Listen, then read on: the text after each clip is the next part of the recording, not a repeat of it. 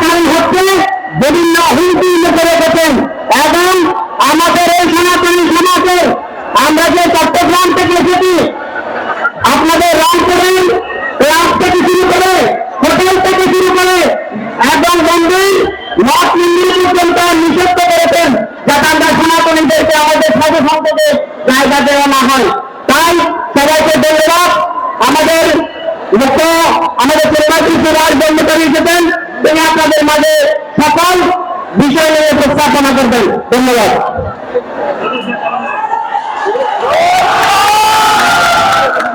সংগ্রামী উপস্থিতি বাংলাদেশ সম্মিলিত সনাতনী জাগরণ জোটের আয়োজন আয়োজিত আজকের রংপুর বিভাগীয় মহাসমাবেশে সকলকে আমরা সংগ্রামী শুভেচ্ছা জানাচ্ছি।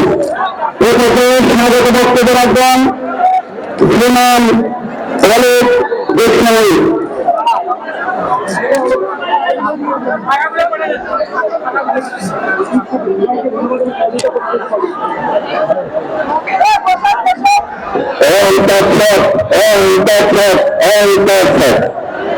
আমার প্রান্তীয় সনাতনী ভাই বোনেরা, আমি অলোক গোস্বামী আপনাদের বাংলায় গিয়েছিলাম এবং আপনি আমাদের চিনেন। আপনাদেরকে তৈরির চেষ্টা করবে আমাদের বিরুদ্ধে যত দেশের হোক না কেন আমি সামনে কাতারে ছিলাম, আছি, থাকবো এবং সকল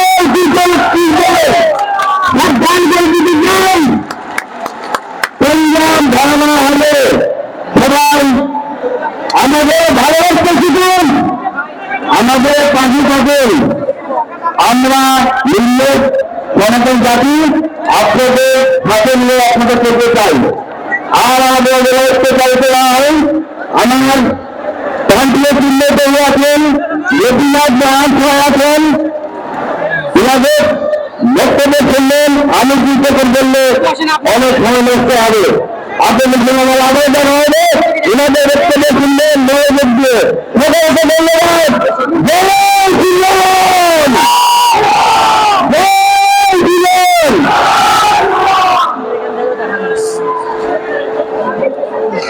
ধন্যবাদ। এই পর্যায়ে সংক্ষিপ্ত বক্তব্য রাখবেন বাংলাদেশ সম্মিলিত সনাতনী জাগরণ জোটের অন্যতম প্রতিনিধি শ্রীমান প্রদীপ কান্তি দে। নমস্কার সবাইকে। আজকের এই বৃহৎ মহাসমাবেশ আয়োজন করার জন্য বাংলাদেশ সম্মিলিত সনাতনী জাগরণ জোটের পক্ষ থেকে রংপুর বিভাগের সকল ধর্মযোদ্ধাদেরকে জানাতে গরিব শুভেচ্ছা অভিনন্দন। আপনারা যে আজকে জাগরণ দেখিয়েছেন উত্তরবঙ্গবাসী যে ঘরে বসে থাকতে পারে না, আজকে আপনাদের জ্বলন্ত উদাহরণ দেখিয়েছেন। আপনারা দেখিয়েছিলেন আজকে সারা বাংলাদেশের মধ্যে রাষ্ট্রপতি জন্য আত্মবাদের জন্য গত 5 তারিখের পরে আমি 9 তারিখে ছাত্র জীবনা যাকে টেস্টি হবে যে আন্দোলন শুরু করেছিলাম, আজকে ফেরা গেলেন তাদের টেস্টি হবে নয়, সারা বাংলাদেশে আনাতে কানাতে আজকে আন্দোলন শুরু হয়েছে। আমরা বিশ্বাস করি পর্যন্ত আমরা ঘরে ফিরবো না। আজকের মহাসমাবেশ থেকে আপনার সেই সাথে আমি হুঁশিয়ার দিয়ে বলতে চাই, আমাদের সাধু সন্ন্যাসীদের নামে একটা মামলা হলে, একটা হামলা হলে রক্তের বন্যা বাজে সারা বাংলাদেশে আমরা জীবন দিব। তারপর আমাদের সাধু সন্ন্যাসীদের করবে, তার আগে কথা বলবে না। প্রস্তুত করতে হবে। আজকে রংপুরের মহাসমাবেশকে নষ্ট করার জন্য একটি কুচক্রী গত কয়েকদিন ধরে তারা কিন্তু পায়খানা করেছে। আজকে কয়েকটা জেলায় গাড়ি বন্ধ করে দিয়েছে, আমার ভাইদের রক্ত বেরিয়েছে।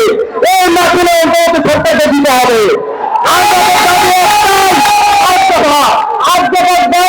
আমাদের কোনো পয় নাই। আজকে না হওয়ার জন্য আমরা ঘরে ফিরবো না। জয় শ্রীরাম।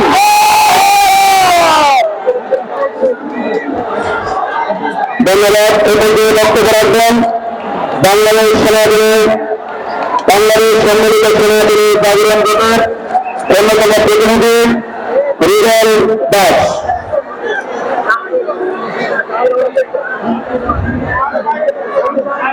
নমস্কার, জয় শ্রীরাম।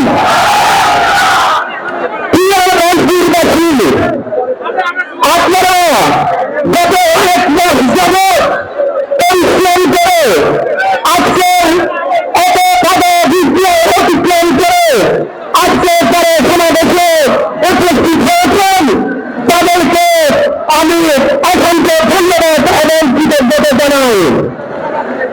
প্রিয় সংগ্রামী ভাই বোনেরা, আপনারা জানেন গত 5ই আগস্ট রাজনৈতিক পট পরিবর্তনের ফলে আমরা কি নির্যাতন নিপীড়নের শিকার হয়েছি।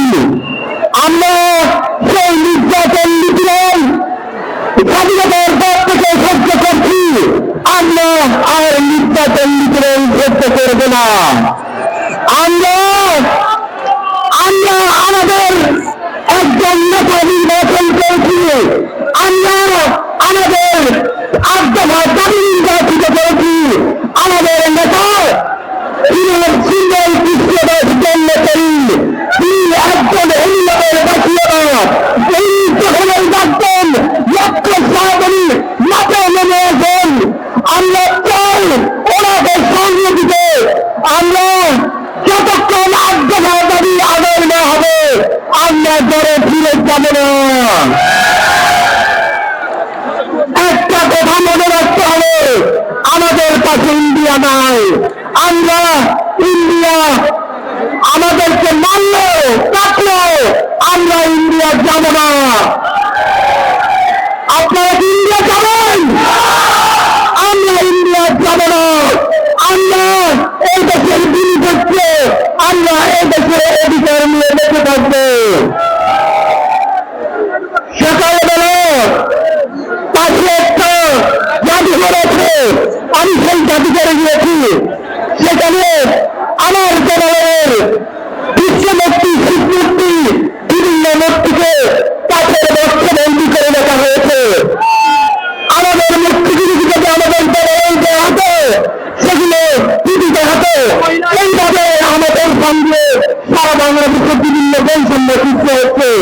আমরা আর বৈষম্য চাই না। আমরা একতাবদ্ধ। সবাইকে ধন্যবাদ। মহিলা আসবে, একটু রাস্তা দিয়ে বক্তাদের অনুরোধ করবো 2 মিনিটের মধ্যে বক্তব্য শেষ করবেন। এই পর্যায়ে বক্তব্য রাখবেন মহিলা হালদার, অন্যতম প্রতিনিধি বাংলাদেশ সম্মিলিত সেনাবাহিনী জাগরণ দল।